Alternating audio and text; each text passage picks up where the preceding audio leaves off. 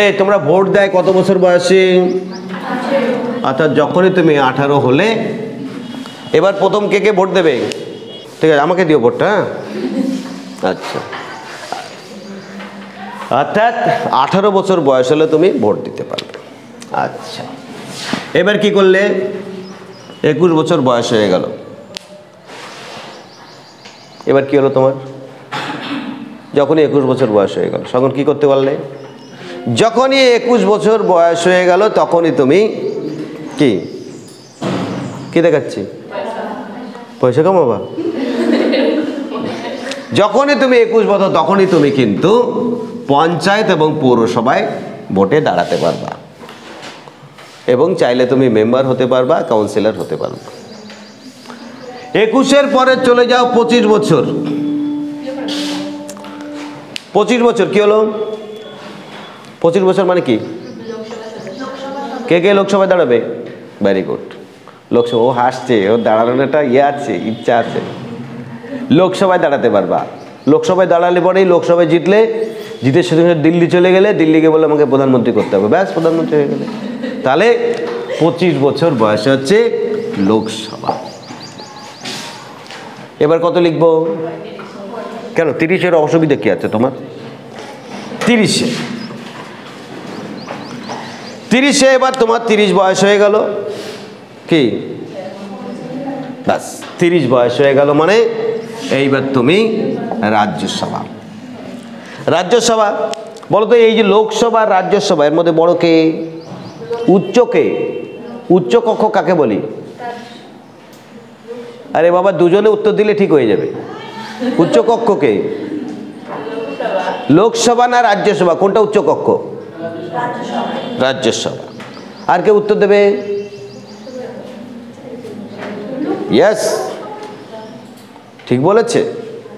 রাজ্যসভার ক্ষমতা কম কিন্তু উচ্চ কক্ষ। যেমন আমি উচ্চ কক্ষে বসে আছি কিন্তু আমার ক্ষমতা কম। কেন? আমি যা বলি কেউ শোনে না, এতে বোঝা গেল আমার ক্ষমতা কম।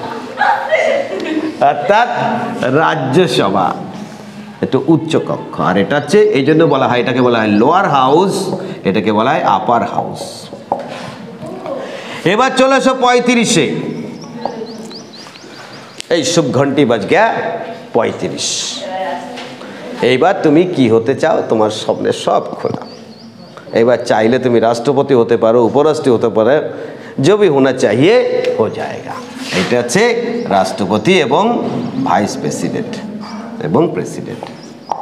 তাহলে তুমি বুঝতে পারলে 18, 21, 25, 30, 35 ভেরি ভেরি ইম্পর্টেন্ট প্রত্যেকটা বয়স। আগে ছিল কি? আগে ছিল ভোট দিতে গেলে 21 বছর বয়স হতে হতো, কিন্তু আমরা জানি যে 61 নম্বর সংশোধনীতে ওই বয়সটা কমিয়ে 18 করা হয়। আগে 21-এও বুদ্ধি হতো না। 21-এ বুদ্ধি হতো না মানে বুদ্ধি হতো, কিন্তু দেখা হাতে তো মোবাইল ছিল না। এখন 18-তে ভোটাধিকার আসছে। এমন একটা দিন আসবে কি 16-তে ভোট দেওয়া যাবে। তারপরে বলছে জন্ম হচ্ছে 3 মাস পরেই ভোট দেওয়ার ক্ষমতা হবে নাকি? আচ্ছা বলো তো, ভারতবর্ষের গণতন্ত্র এইটা শুনলে পরে তোমরা অবাক হয়ে যাবা যে সরকার চলছে কিভাবে। গণতন্ত্র মানে যে সবচেয়ে বেশি ভোট পেল সেই তো সরকার গঠন করবে, হ্যাঁ কি নেই? যারা সরকার গঠন করবে তারা সবচাইতে বেশি জনগণের সমর্থন পাচ্ছে। সমাজ মে আগে না? এটা ঠিক না ভুল? সিস্টেমেটিক ওয়েতে এটা ঠিক, কিন্তু আমি যেটা বলবো পড়লে পরে তুমি অবাক হয়ে যাবে যে সরকার গঠন করছে সে সবচাইতে কম জনগণ নিয়ে সরকার গঠন করছে, তার সঙ্গে সবচাইতে কম জনগণ আছে। প্রথমে উদাহরণ দিই, তোমরা একটা জানো ভালো করে, উদাহরণটা তোমরা সব জায়গায় পড়েছো। একটা বিদ্যালয়ে প্রতিদিন 100 জনের মধ্যে প্রত্যেককেই সিঙ্গাড়া করে খাওয়ানো হতো। তো 100 জনের প্রত্যেকেই কিন্তু সিঙ্গাড়া খেত। একদিন প্রতিবাদ উঠলো যে আমরা সিঙ্গাড়া খাবো না, ভেঙে দাও, গুড়িয়ে দাও, সিঙ্গা ভেঙে কুড়িয়ে দাও, ব্যাস। এইবার বললো সিঙ্গাড়া খাওয়া হবে না। তাহলে কি হবে? ভোটদান হলো। ব্যাস। ভোটদানের মধ্যে দেখা যাচ্ছে 20 জন বলল আমরা খাবো লট চমচম, 25 জন বলল আমরা খাবো রসগোল্লা, 30 জন বলল আমরা খাবো সিঙ্গাড়া, আর 25 জন বলল আমরা কিছুই খাবো না, বাড়ি টাকা নিয়ে চলে যাব। এবার বের করলো, ঠিক আছে, বের করে দেখা গেল যে 30 জন সিঙ্গাড়া বেরোলো। তাহলে এখন কি চালু হবে? সিঙ্গাড়া চালু। 70 জন প্রতিবাদ করেছিল, রাস্তা ভেঙে ফেলেছিল, গাড়ি ঘোড়া যাওয়া বন্ধ, কিন্তু চালু থাকলো কি? সিঙ্গাড়া। তাহলে বোঝো ব্যাপারটা কোথায় গিয়ে দাঁড়াচ্ছে। এই হচ্ছে গণতন্ত্রের খেলা। এটা একটু মন দিয়ে শোনো। মোট 100 জন ভোটার, ভোট কাস্টিং হয় কত? সারা ভারতবর্ষের সবচাইতে বেশি ভোট কাস্টিং হয়, তার নাম হচ্ছে 60%। অর্থাৎ 100%-এর মধ্যে ভোট দিল কতজন? 60 জন। এই 60 জনের মধ্যে যিনি সরকার গঠন করছে তর্কের খাতিরে তিনি 35% যদি বা 40% হয়, তাহলে 4 ছক 24টি ভোট পেল। তাহলে ভোটার ছিল কত? 100, পেল কত? 24টা ভোট। এই 24টা ভোটের মধ্যে ভারতবর্ষের রাজনীতির ক্ষেত্রে অদ্ভুত ব্যাপার, ভারতবর্ষের টোটাল ভোটটা ড্রিল বাই দ্য মেল। বাড়ির মহিলাদের বলা হয় তোমরা এইভাবে ভোট দাও, এরকম 80% ফ্যামিলি রয়েছে। সুতরাং এর থেকে 50% না, 10 ভোট কেটে গেল, 14টা ভোট থাকলো। এই 14টার মধ্যে দেখা যাচ্ছে 4-5টা পার্টি থাকলো। এই 4-5টা পার্টি অনুযায়ী তাদের ডিভাইডেশন কমপ্লিট হয়ে গেল। সব কিছু মিলিয়ে ভোট পেল হচ্ছে কত? 7টা। এই 7টার মধ্যে অবৈধ ভোট, মানে এর মাথায় বাড়ি মারলো, ওকে ভোট দিল, চলে গেল 2টো, থাকলো কত? 5টা। ছিল কত ভোটার? হলো কত? সরকার গঠন করলো কতজনে? 5 জন। এর কোনো জায়গায় 2 নম্বরের কথা বলেছি? হ্যাঁ বলেছি। তাহলে ব্যাপারটা ওই জায়গাটায়। এই সিঙ্গাড়া ব্যাপারটা কোনো অশান্তি আছে, কারণ এক একজন মতামত, কিন্তু এইভাবে গণতন্ত্র চলছে বলেই সিস্টেমেটিক ওয়েতে চলছে। বেশ, কারণ আমরা শাসন ব্যবস্থার ক্ষেত্রে অনেক রকম সিস্টেম। বলে স্যার এই গণতন্ত্র চলছে কেন? যে নেতারা হয়ে দুর্নীতি করছে, এটা সেটা হ্যান ত্যান, বলে কিছু করার নেই। পৃথিবীতে আমরা সব রকম পদ্ধতি দেখেছি। প্রথমে কী হয়েছে? প্রথমে মধ্যযুগে বিশ্বাস, তার আগে প্রাচীন যুগের ধর্মীয় চিন্তা চেতনা, তারপরে মধ্যযুগের সামন্তপ্রথা, তারপরে জমিদার, তারপর হচ্ছে স্বৈরাচারিতা, তারপরে স্টেপ আমরা গণতন্ত্রে এসলাম। এবং তখন দেখলাম যে শান্তি, কারণ স্বৈরাচারী সরকার পতন হলে পরে রক্তাক্ত বন্যা হয়ে যায়। রাজতন্ত্রের ক্ষেত্রে দেখা গেছে যে একটা বংশ শেষ গেল, পরবর্তী, যেমন ধরো তোমরা মুঘল যুগে, তোমরা অদ্ভুত ব্যাপার, মানে কি তোমাদের চোখ দিয়ে জল এসে যাবে। তখন শাহজাহান মারা গিয়েছিলেন, অর্থাৎ শাহজাহান যখন বন্দী, তখন তাদের 4 পুত্র, কে? অরঙ্গজেব, দারা ছিল বড়, তারপরে সুজা, তারপরে অরঙ্গজেব, তারপরে মুরাদ। খবর হলো যে শাহজাহান অসুস্থ, অরঙ্গজেব ছিল মারাত্মক চতুর, দারা তখন দিল্লিতে ফতেপুর সিক্রিতে ধর্মকর্ম সর্বধর্ম মিলনের অত্যন্ত ধার্মিক ব্যক্তিত্ব। অরঙ্গজেব ছিল দাক্ষিণাত্যের শাসক, সুজা ছিল বাংলার শাসক, আর মুরাদ বাচ্চা ছেলে, ইয়ং, ঘুরে ফিরে বেড়ায়, মাঝে মাঝে বিড়ি টিড়ি খায়। ব্যাস, অরঙ্গজেব সুজাকে বলল, দাদা তুই চলে আয়, তোকে সম্রাট করব, আমি তোর বান্দা হয়ে থাকব। দারা সম্রাট হয়ে যাচ্ছে, আমরা কেউ বাঁচবো না। ব্যাস, এদিকে অরঙ্গজেব মুরাদকে বললো, তোর জন্য চিন্তা নাই, তোকেই আমি সম্রাট করব, আমার কিছুই চাই, আমি দাক্ষিণাতে থাকলেই হবে। ব্যাস, শুরু হলো যুদ্ধ। দারা এবং সম্রাট শাহজাহান দুজনেই পরাস্ত হলো। অরঙ্গজেব বিচক্ষণ ব্যক্তিত্ব, দারাকে প্রকাশ্য ফতেপুর সিক্রিতে দারাকে নৃশংসভাবে খুন করা হলো, নিজের দাদাকে। এই হচ্ছে উত্তরাধিকারের সমস্যা। কেন আমরা গণতন্ত্রের মধ্যে এসেছি? তারপরে সুজা বলল তাহলে ভাই একটা কাজ কর, তাহলে আমাকে সম্রাট কর। বলছে দেখছি দাঁড়া। চক্রান্ত করে সুজাকে মারার চেষ্টা করা হলো। সুজা তখন পালিয়ে বাংলায় নৌকায় করে যাচ্ছিল, সেই নৌকায় নৃশংস ভাবা মগদের দ্বারা খুন করা হলো, নদীর জলে ভাসিয়ে দেওয়া হলো। সুজা গেল। এবার মুরাদ বলল, বাচ্চা ছেলে কি বোঝে, বলে তাহলে আমাকে সম্রাট করবি? বলে ঠিক আছে। কারাগারে রাতের অন্ধকারে কুপিয়ে কুপিয়ে হত্যা করা হলো মুরাদকে। পড়ে থাকলো ঔরঙ্গজেব। সেই ঔরঙ্গজেব আলমগীর উপাধি ধারণ করে ভারতবর্ষের সম্রাট হলো। যমুনা নদী, এর পাশে তাজমহল, ঠিক এখানেই আছে কেল্লা। কেল্লার একদম উপরে শাহজাহান বন্দী। শাহজাহানের দুই কন্যা, একটা হচ্ছে জাহানারা আর একটা রোশানেরা।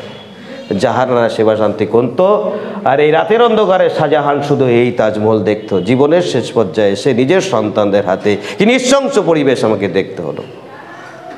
মানুষ সেই সমস্ত জিনিস দেখেই আজকে গণতন্ত্রের বিশ্বাস এসছে, এমনি গণতন্ত্রের মধ্যে আসেনি।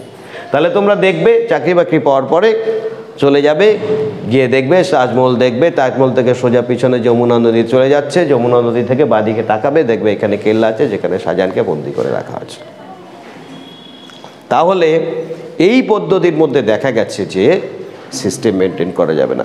আমি সমস্ত আলোচনা তোমাদের কমপ্লিট করতে পারলাম না, কিন্তু আমি কতগুলো কোশ্চেন জিজ্ঞাসার মধ্যে বললাম তো। উচ্চকক্ষ কোনটা? রাজ্যসভা। আর লোকসভার নিম্নকক্ষ। পশ্চিমবঙ্গে লোকসভার সদস্য সংখ্যা কত? Very good, 42। আর পশ্চিমবঙ্গে বিধানসভার সদস্য সংখ্যা কত? 500। পশ্চিমবঙ্গে বিধানসভার সদস্য 500।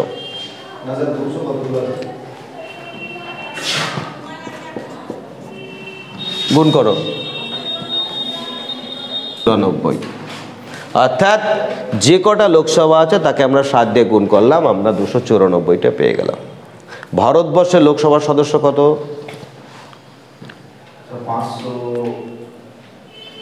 500। ভারতবর্ষ লোকসভা যা দাঁড়াচ্ছে তাতে 550টা হতে পারে, কিন্তু এই মুহূর্তে আছে কত? 545 -2 মানে 543। 2 দিয়ে ভাগ করো, 1 যোগ করো, 2 দিয়ে ভাগ করো, কত? 272 নাকি? এই 272 হচ্ছে ম্যাজিক ফিগার। অর্থাৎ তুমি দাঁড়িয়েছো ভাঙচুর পার্টি থেকে, ওকে? তুমি 272 খানা কি? হ্যাঁ, ভাঙচুর পার্টি থেকে দাঁড়িয়েছো, 272 খানা এমপি পেয়ে গেলে। এমপি মানে কি? এমপি মানে কি? মধ্যপ্রদেশ। এমপি মানে কি? Very good, member of parliament. এই পার্লিয়ামেন্টের মধ্যে কে কে থাকে? নাম্বার 1 হচ্ছে লোকসভা, নাম্বার 2 রাজ্যসভা, নাম্বার 3 সবচাইতে উপরে যিনি আছে ভারতবর্ষে, তার নাম কি?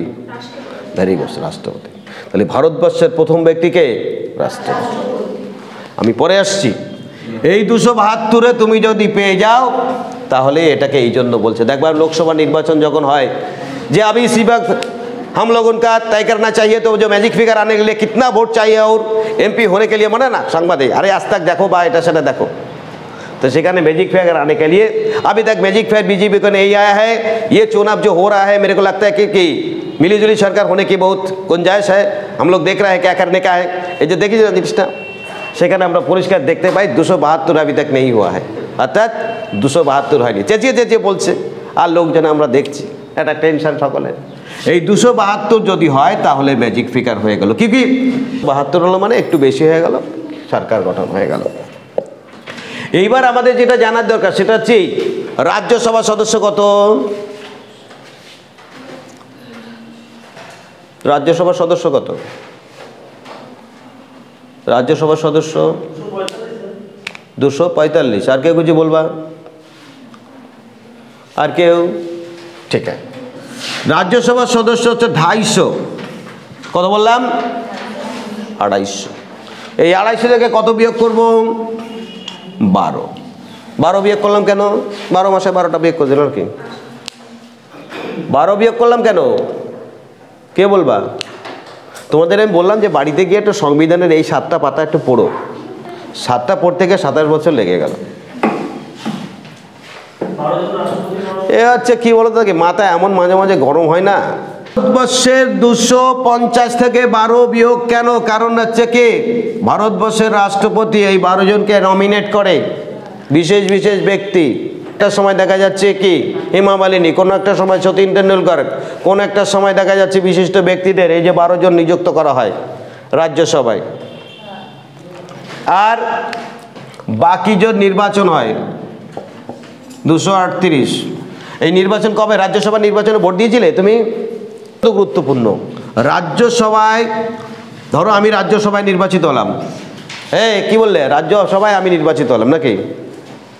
যেদিন নির্বাচিত হবে প্রথম কাজ হচ্ছে তোমাদের শাস্তির ব্যবস্থা করবো, 12 বছর জেলে রাখবো তোমাদের। কেন তোমাদের জেলে রাখবো কেন? পড়াশোনা করছে না, এর থেকে বড় বেইমানি আর কিছু আছে?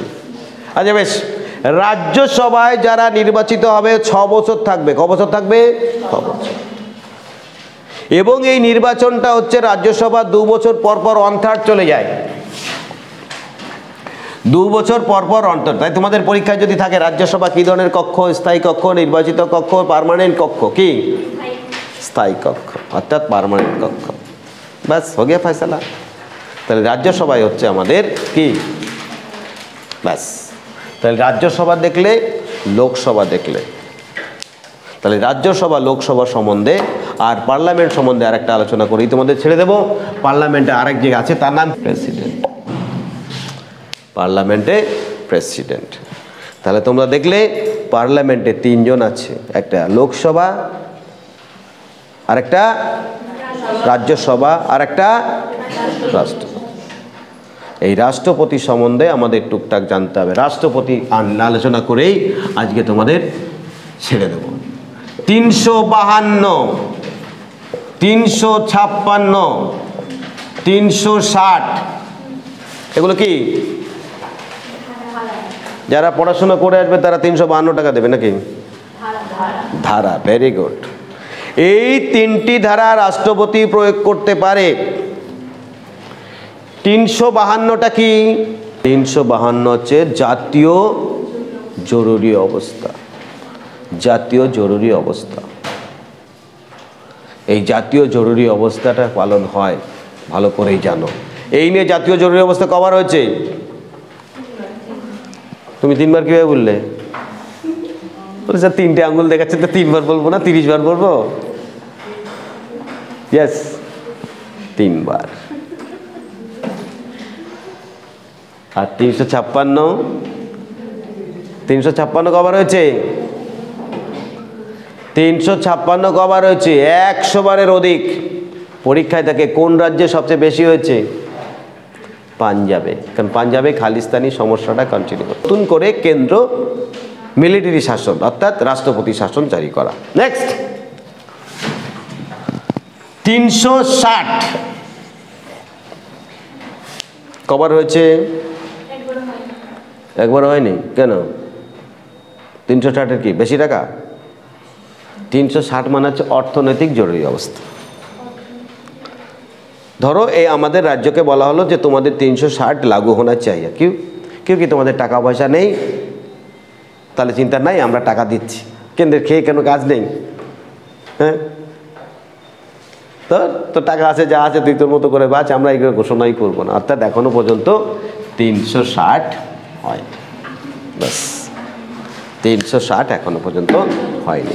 তাহলে এটাকে বলা হয় জাতীয় জরুরি অবস্থা, এটাকে বলা হয় রাজ্য লেভেলে জরুরি অবস্থা, আর এটাকে বলা হয় 360 অর্থাৎ অর্থনৈতিক জরুরি অবস্থা। তাহলে রাষ্ট্রপতি সম্বন্ধে মোটামুটি জানলে, লোকসভা জানলে, লোকসভার নির্বাচন প্রতি 5 বছর বছর হয়। তবে হ্যাঁ, সবাই পড়ে আসবে তো? হাত তোলো সবাই। Very good. কালকে এই যদি তুমি পড়ে নাও আসো তো দেখো অবস্থা কি করি।